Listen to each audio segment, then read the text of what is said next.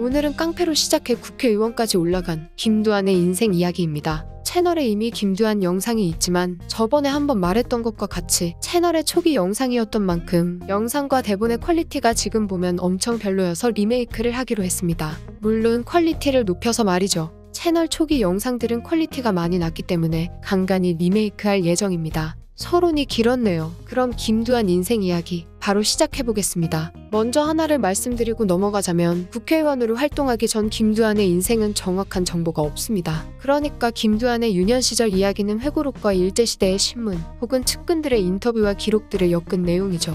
김두한은 1918년 김자진 장군의 아들로 태어났습니다. 공식적인 출생지는 서울 종로구라고 표기되어 있지만 이것도 정확한 출생지는 아니죠. 회고록에 따르면 김두한은 30년도부터 집안 사정이 어려워지면서 혼자 경성으로 상경했다고 합니다. 김자진 장군이 암살당한 것도 1930년이죠. 이후 내용은 많이 갈리는데 거지 생활을 했다고 보는 것이 보편적입니다. 어릴 때부터 덩치도 크고 힘도 좋았던 김두한은 주먹으로 우미관 주변에서 유명세를 타기 시작했죠. 참고로 이 시기의 건달들은 조직폭력배가 아니라 양아치나 한량에 가까운 사람들이었습니다. 주점이나 오락시설 근처에 자리를 잡고 상인이나 행인들의 금품을 갈취하는 부류였죠. 건달들이 싸움을 했던 이유도 별다른 목적 없이 순수하게 힘을 겨루거나 기분이 상해서였습니다. 흔한 말로 낭만 주먹이라고 부르는 시대였죠. 이때 김두한을 비롯한 건달들이 야쿠자들을 상대하면서 야쿠자들이 경성에서 자리 잡지 못하게 했다는 말도 있습니다. 종종 건달 시절 김두한의 악행이 합리화되는 이유도 이것 때문이죠. 전면적으로는 독립운동가들이 총과 칼을 들고 싸웠다면 뒤에서는 김두한이 주먹으로 경성을 지켰다는 것입니다. 하지만 이것에 대해서도 정확히 밝혀진 바가 없죠. 김두한은 일본인들과 시비가 붙어 싸운 적은 있지만 경성과 상인들을 지키기 위해 싸웠다는 말은 한 적이 없습니다. 그러니까 김두한이 상인들을 지켰다는 것은 지켰다 안 지켰다라는 의견 중 한쪽을 선택해서 만들어진 설정이죠. 1940년으로 들어서면서 경성 건달들은 큰 변화를 맞이했습니다.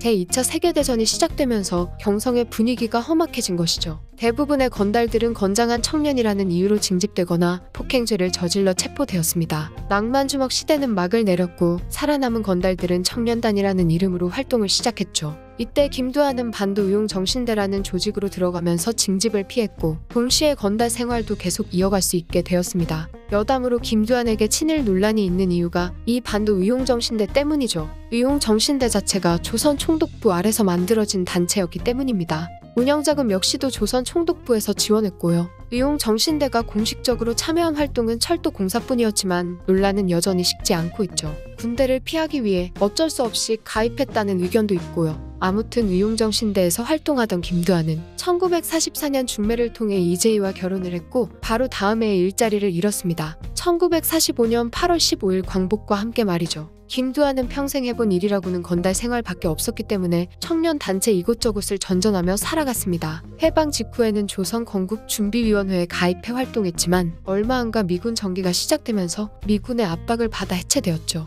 공산주의 단체인 조선청년전의대에서 활동한 적도 있는데 이곳도 얼마 지나지 않아 탈퇴했습니다. 본격적으로 활동을 했던 것은 백의사와 대한민주 청년동맹이었죠. 두 단체 모두 극우 성향을 띠는 폭력 단체입니다. 다시 주먹을 쥐기 시작한 것이죠. 공산주의 단체에서 활동하다가 갑자기 우파로 노선을 바꾼 것에 대해서는 말이 많은데 가장 보편적으로 등장하는 이유는 김자진 장군입니다. 김자진 장군이 공산주의자에게 암살당했다는 사실을 알고 복수심에 우파를 선택했을 것이라는 의견이죠. 김두한은 자신의 아버지를 존경하는 인물이었으니 어느 정도 일리가 있는 말입니다. 다른 의견으로는 이범석이 김두한을 감아왔다는 설도 있습니다. 김자진 장군과 청산리 전투를 함께했던 이범석은 해방 이후 극단적인 반공주의자로 변했죠.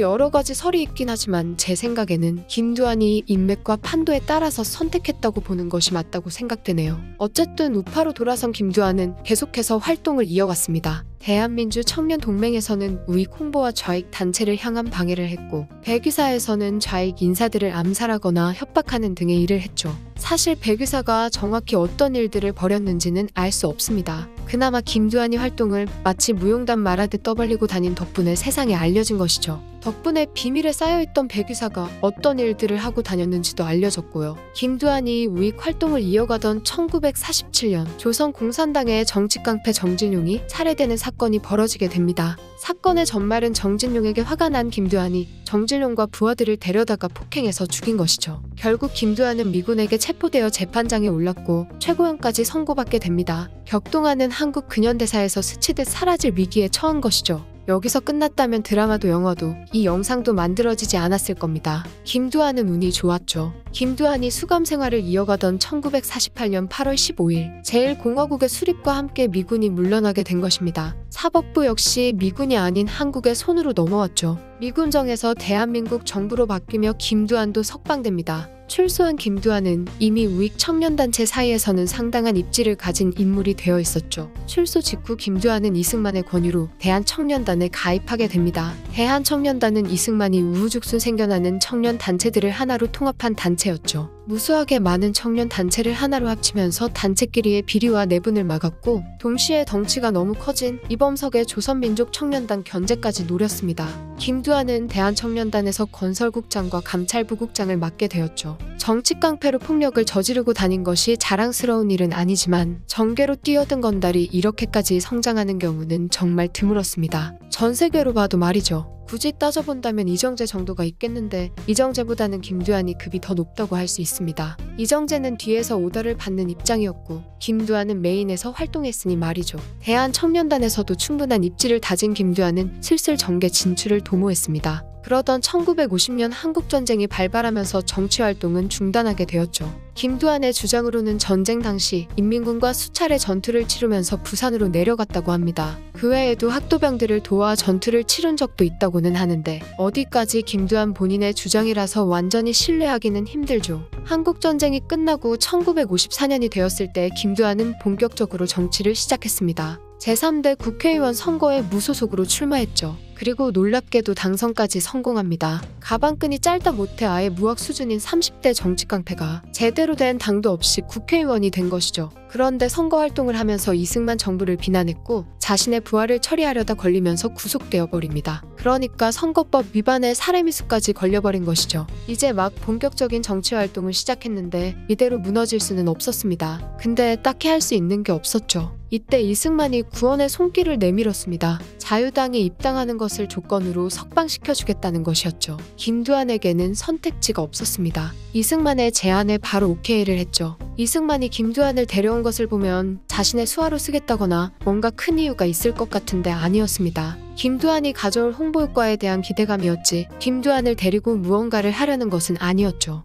자유당은 김두한에게 공천 자리를 주지 않았습니다. 이에 열받은 김두한은 폭행과 욕설을 저질렀고 자유당에서 제명당하게 되죠. 사실 김두한이 이런 만행을 저지르지 않아도 결국에는 쫓겨날 처지이기는 했지만요. 자유당에서 제명당한 김두한은 이때부터 반이승만 세력이 되어 본격적으로 활동하기 시작했습니다. 이승만에 대한 비난 섞인 말을 여기저기서 떠벌리고 다녔고 이승만과 부통령 이기붕의 독재체제에 불만을 품은 학생들과 교류하기도 했죠. 1960년 대선 당시에는 야당 인사로 신문 세탁한 조병옥을 지지했고 대망의 1960년 4월 19일에는 시위까지 참여합니다. 우리가 잘 아는 4.19 혁명이죠. 이 시기를 기점으로 대한민국은 그야말로 격동의 시대를 맞이하게 됩니다. 물론 이전에도 하루마다 새로운 사건이 터지기는 했지만 삼선을 코앞에 둔 이승만의 몰락은 더욱 큰 폭풍을 몰고 왔죠. 이승만과 이기붕이 물러나고 윤보선이 정권을 잡았지만 1년도 채 지나지 않아 5.16 군사정변이 터졌죠. 제3공화국이 도래한 것입니다. 김두한 인생에도 역변이 일어났죠. 박정희의 군사정권이 집권한 이후 김두한은 김자진 장군을 대신하여 건국훈장을 받았습니다. 3공까지 겪은 김두한은 뭔가 느낀 것이 많았는지 자서전 피로 물들인 건국 전야를 썼죠. 이 자서전 덕분에 오늘날 김두한과 관련된 창작물들이 쏟아져 나왔습니다. 하지만 내용은 대부분 진위 여부가 애매모호하죠. 김두한이 평소에 거짓말을 많이 해서 못 믿는 것도 있지만 기록과 다른 내용이 너무 많기 때문입니다. 이후에도 김두한은 계속해서 선거 활동을 했지만 이때 당시는 김두한에게 있어서 당선이란 것은 그다지 중요하지 않았던 것 같습니다. 소란을 만들고 관심을 받는 것이 일생일대의 목표인 사람처럼 굴었죠. 사실 말이 이렇다는 것이지 상당히 영리하게 활동했습니다. 이때 활동 덕분에 김두한은 사람들에게 각인되어 함부로 건드리기 힘든 인물이 되었죠. 한참 깡패나 정치 깡패할 것 없이 잡아들이던 박정희는 이정재부터 이마수까지 잡아넣는데 성공했지만 이승만 정부를 등졌던 김두한은 엮을 거리를 찾지 못했습니다. 존재만으로도 불편한 김두한이 하루가 멀다 하고 사고를 치고 다니는데 용산구에서 국회의원 재선까지 성공하자 우라통이 치밀었죠. 그리고 1966년 1월 김두한은 내란 음모의 주범으로 구속됩니다. 혁명을 위해서 사제폭탄 실험을 하다가 적발되었다고 하는데 사실은 박정희 정부가 깡패 청소를 위해서 잡아넣은 것이죠.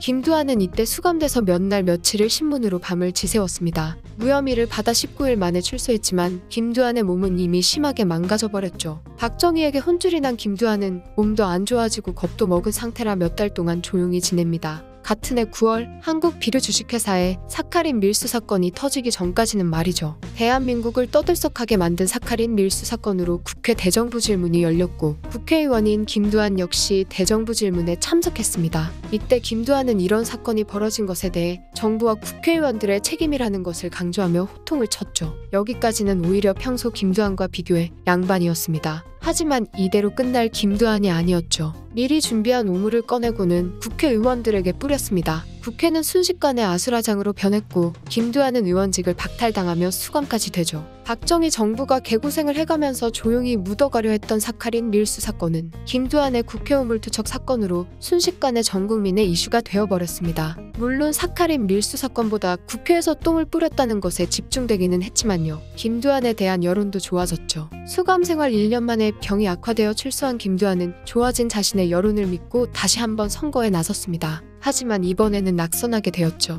거기에다가 선거법 위반죄와 협박죄로 다시 수감 생활을 합니다. 이때도 얼마 안 있다가 나오지만 짧은 시간 동안 수차례 수감되면서 김두한의 병은 더욱 악화되었죠. 정계에서 은퇴한 김두한은 사업을 하면서 새로운 여인을 만났습니다. 김순옥이라는 여인이었는데 김두한의 딸 김을동과 동갑이었죠. 김두한은 마지막 여생을 김순옥과 함께 보내며 아들 김범상을 낳았습니다. 김두한의 인생에서 처음으로 소란이 없는 시기가 찾아왔지만 문제는 시간이 얼마 남지 않았다는 것이었죠. 격동하던 시대의 흐름 가운데에 서 있을 때보다 평화로운 말년의 시간은 더욱 빠르게 흘렀습니다. 1972년 김두한은 센트럴 호텔 객실에서 쓰러졌고 간신히 병원으로 옮겨지긴 했지만 끝내 의식은 돌아오지 못했죠. 55세의 젊은 나이에 세상을 떠나게 된 것입니다. 근현대를 관통하는 인물 중에서 김두한만큼 평가가 극명하게 갈리는 인물은 많지 않죠. 아무래도 공과가 확실한 인물이기도 하고 통제가 안 되고 반항적이기는 했지만 소신 있는 발언과 행동을 하는 인물이었으니까요.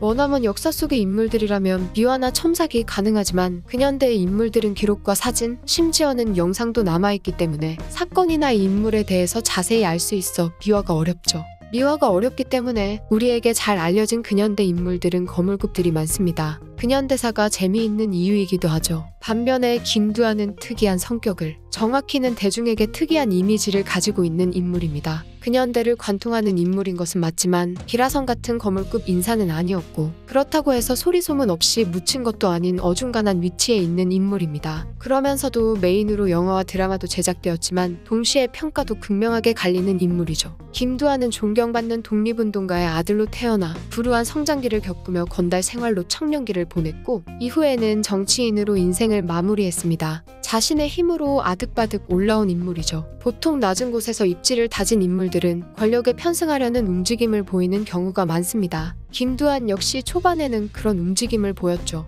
하지만 모두의 예상과는 달리 최고 전성기라고 불리는 시기에는 살아있는 권력에도 상당히 반항적인 태도를 보였습니다. 쉽게 말해서 예측이 안 되는 사람이었죠. 김두한 시대에는 권력에 반항적이기는 쉽지 않았거든요. 이번에 못한 뒷이야기는 유돈노 스토리에서 당신이 몰랐던 김두한 이야기로 제작됩니다. 깡패에서 국회의원까지 파란만장한 김두한의 인생 이야기. 이번 편은 여기까지입니다.